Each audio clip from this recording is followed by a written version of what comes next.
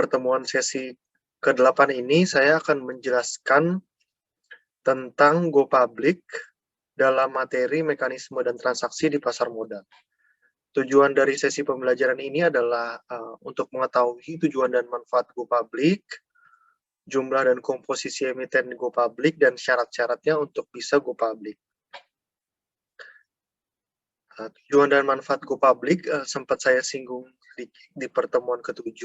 Ini yang pertama adalah kalau kita IPO itu kita bisa menghimpun dana jumlah yang besar dan tenor jangka panjang dibandingkan pasar uang. Pasar uang itu jumlahnya relatif kecil dan tenornya di bawah 1 tahun. Lalu apabila kita berlabel TBK itu theoretically citra perusahaan kita itu meningkat. Jadi banyak misalnya banyak karyawan fresh graduate yang ingin bekerja di sana, atau sering ada pemberitaan di media, jadi citra perusahaan bisa meningkat. Lalu mengurangi ketergantungan terhadap bank, jadi kita bisa mengakses modal di masyarakat melalui IPO, dan malah positioning kita terhadap bank akan lebih bagus. Karena kita memilih untuk menjadi perusahaan publik, biasanya lebih good governance daripada kita sebelum go public. Lalu profesionalisme manajemen meningkat, loyalitas karyawan meningkat, karena memang kalau manajemennya berperilaku semena-mena, tidak bayar utang misalnya, atau memperlakukan karyawan seenaknya, itu bisa jadi pemberitaan di media, dan apabila viral itu bisa mempengaruhi harga saham dan kekayaan investor. Lalu adalah mendapatkan insentif pajak. Jadi kalau kita listing di bursa itu kita dapat insentif pajak sebesar 5%, yaitu PPh-nya, tetapi dengan syarat saham yang dilepas ke publik harus minimal 40%. Jumlah emiten di Bursa Efek 1 April ada 803 dengan jumlah sektornya itu yaitu 12.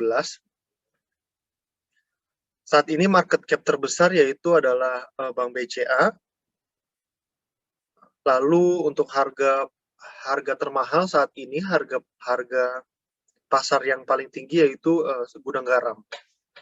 Ini ada 12 sektor, lalu ada dibagi-bagi lagi nanti jadi subsektor seperti itu.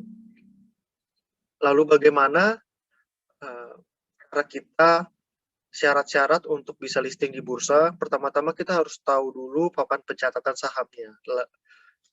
Ada 3 papan pencatatan utama, yaitu papan pencatatan utama, pengembangan, lalu akselerasi. Akselerasi ini bisa dibilang syarat terbaru ya di Bursa Efek kita, di mana POJK-nya sendiri, peraturan OJK-nya baru keluar 2017, namun implementasinya mungkin baru di 2017 akhir atau 2018 ya.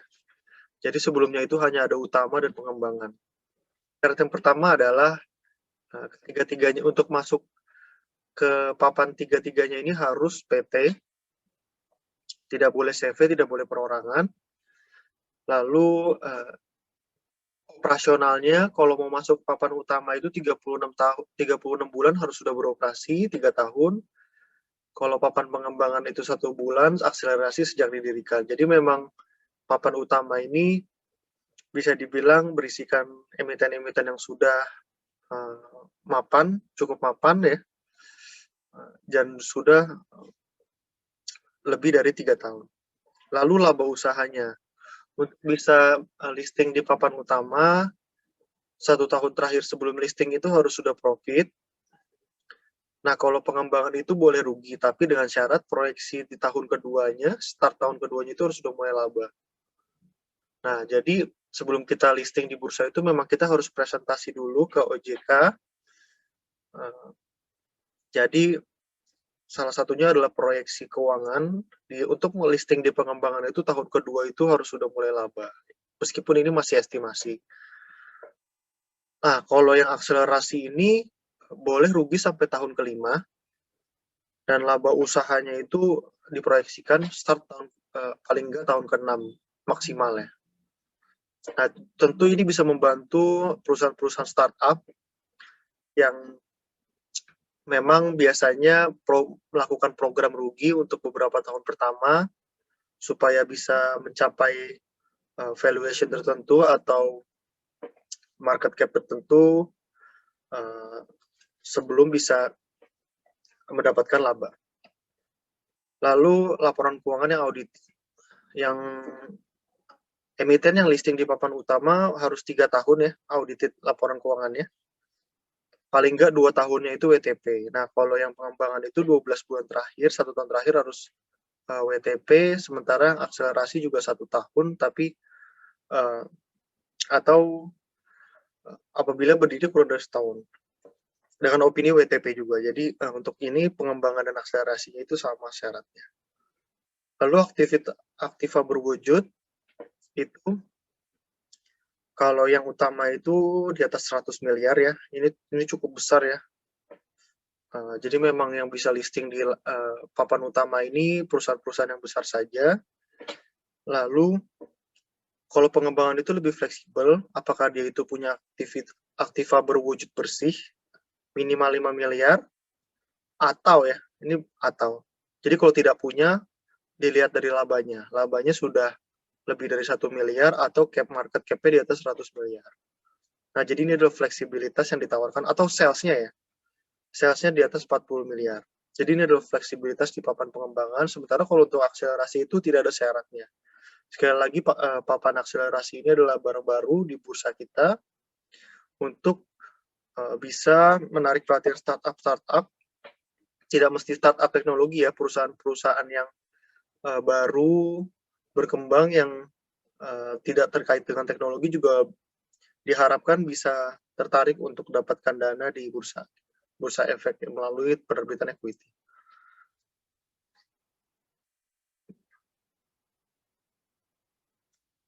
Lalu untuk syarat selanjutnya adalah jumlah saham yang beredar yang ditawarkan kepada publik. Ini adalah syarat-syaratnya ya. 20% untuk akselerasi, lalu pengembangan dan utama itu bisa 10%, tapi tergantung ekuitas yang ditawarkannya, dan maksimum 20%. Lalu jumlah pemegang sahamnya 1.000 pihak kalau utama sampai 300 pihak di akselerasi. Ini adalah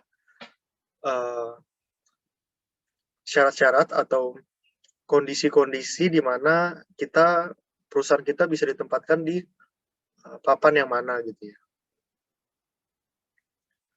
Lalu persiapan-persiapan menuju go public, yang pertama yang pasti pembentukan tim IPO internal, di mana IPO internal ini harus berisikan orang-orang yang menguasai aspek keuangan dan legal ya. Jadi bukan marketing, bukan HRD, bukan general affair atau yang lain-lain, karena memang proses IPO ini sangat tektokan dengan keuangan dan legal. Tim internal ini membuat prospektus dan berkoordinasi dengan pihak-pihak eksternal. Prospektus itu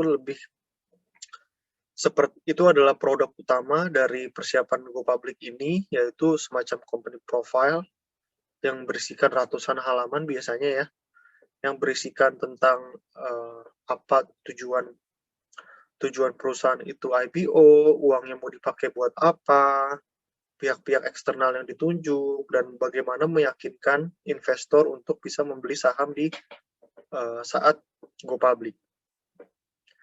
Lalu tentang perencanaan waktu, yang pasti IPO ini adalah proyek yang sangat-sangat kompleks persyaratannya ya, bisa dibilang butuh waktu sekitar bisa 6-24 bulan dari persiapan awal sampai go public, apalagi kalau kita mau di papan pencatatan utama pasti syarat-syaratnya lebih banyak ya.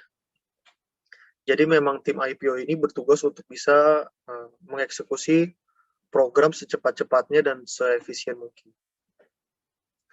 Lalu pembahasan awalnya adalah yang pertama berapa dana yang dibutuhkan. Dananya untuk apa gitu ya, apakah butuh untuk buka cabang baru atau buka lini bisnis baru atau ekspansi ke negara lain, itu perlu dispesifikasi dan ditulis di prospektus.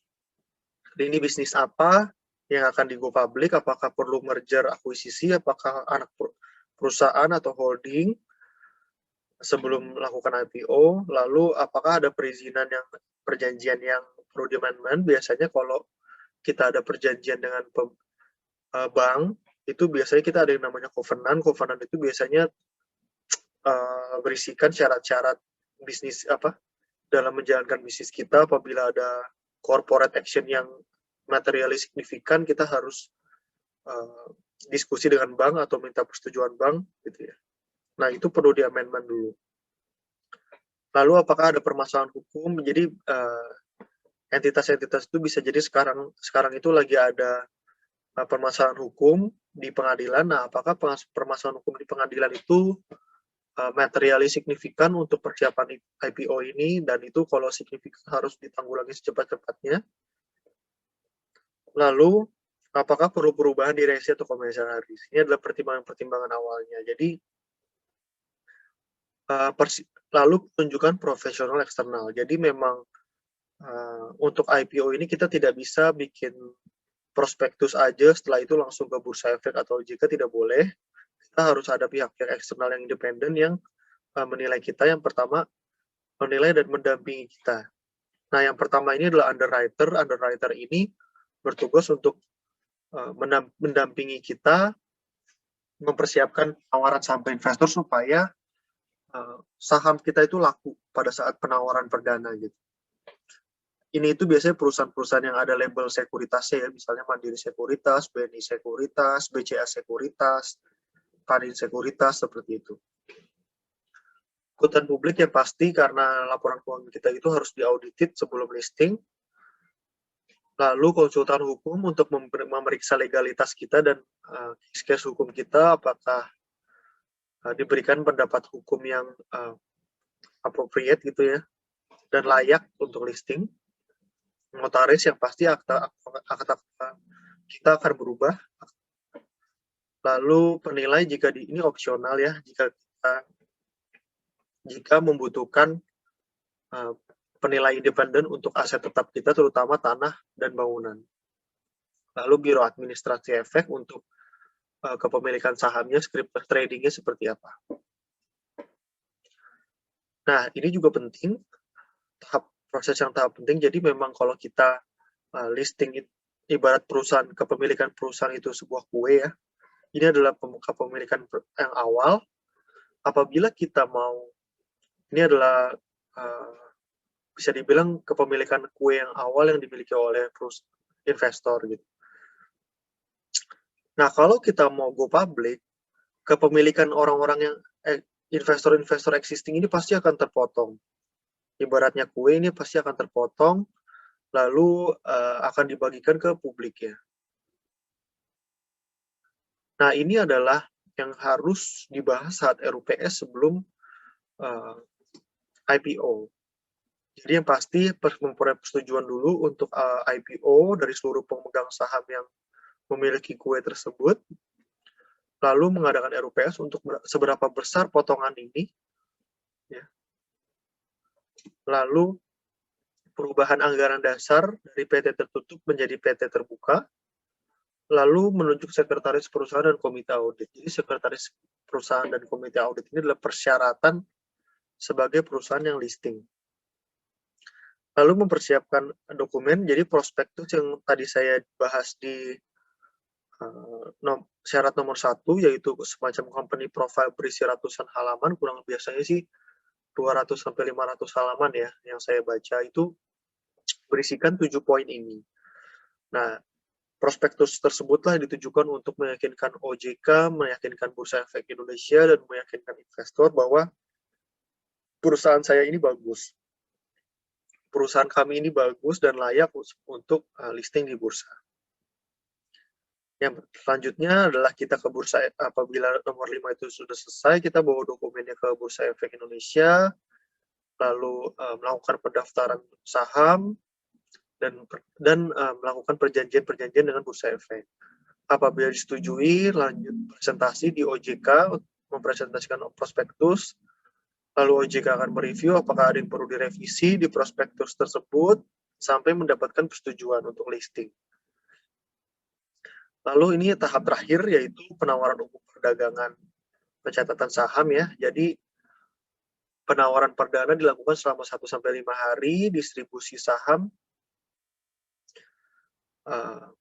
dilakukan secara elektronik, dan kita akan mendapatkan kode seperti ini untuk bisa lebih dikenal dengan investor, biasanya berupa 4 huruf ya. Nah, di sini ada perusahaan pasti harus berharap sahamnya itu laku ya dalam proses 1-5 hari ini. Nah, ini disinilah peran underwriter atau pendamping tersebut untuk selama proses TBK itu. Apakah harganya itu kemahalan, apakah harganya itu terlalu murah, itu bisa dilihat pada saat penawaran perdana ini. Oke, selanjutnya adalah go private. Nah, go private ini adalah kebalikan dari go public ya. Jadi go private ini adalah perusahaan membeli kembali semua saham yang beredar di masyarakat. Jadi apabila contohnya adalah kue ini, apabila perusahaan itu go private, maka tidak ada lagi nih potongan kue ini. Jadi kembali ke porsi kue yang awal. Nah, itu alasannya adalah untuk memilih go private yang pertama kali adalah efisiensi biaya. Perusahaan go public itu bayangkan ya, harus ada konsultan hukum, harus ada audit laporan keuangan itu harus menerbitkan laporan keuangan setiap 4 kali dalam setahun, lalu mengadakan RUPS. Kalau RUPS perusahaan TBK itu biasanya minimal di hotel lah ya, punya ballroom hotel gitu ya. Lalu dari sisi fleksibilitas juga, apabila kita melakukan corporate action, itu kita mesti informasi ke OJK dulu, atau apabila ada case-case tertentu kita harus tektokan lagi dengan OJK. Nah, itu bisa dibilang menghambat fleksibilitas perusahaan untuk berkembang. Nah, gitu. Nah, ini adalah alasan memiliki go private agar efisiensi biaya dan fleksibilitas. Ini adalah dari beberapa perusahaan yang pernah melakukan go private, di antaranya adalah Praxair, Pfizer, Miwon, dan Bayer Indonesia. Nah, jadi ini berbeda dengan delisting. Delisting itu biasanya karena sanksi ya. Misalnya tidak profit, atau dia melakukan ada legal case yang materially signifikan, atau tidak bayar bunga obligasi, itu biasanya bisa berkonsekuensi terhadap delisting. Jadi status TBK-nya itu dicabut karena sanksi, bukan karena keputusan dari perusahaannya untuk go private. Jadi ini go private itu murni strategi bisnis, bukan sanksi dari OJK. Lalu ada lagi dual listing. Jadi sebuah perusahaan itu biasanya bisa melantai di 2 bursa saham di negara yang berbeda. Nah, ini sebenarnya sangat umum ya di perusahaan-perusahaan yang memang sudah menguasai dunia. Nah, di Indonesia sendiri ada 2 saat ini, yaitu ada Telkom Indonesia yang selain di listing di Bursa Efek, listing juga di New York Stock Exchange. Nah, Antam selain di Bursa Efek, lalu di Australian Stock Exchange. Nah, dengan melakukan dual listing, yang pasti kesempatan untuk mendapatkan dananya ekuitas itu lebih besar, namun harus diimbangi juga dengan persyaratan-persyaratan yang bisa mengganggu fleksibilitas perusahaan. Nah, dan presentasi dari saya. Apabila ada pertanyaan, bisa di komen atau di email ke saya. Terima kasih.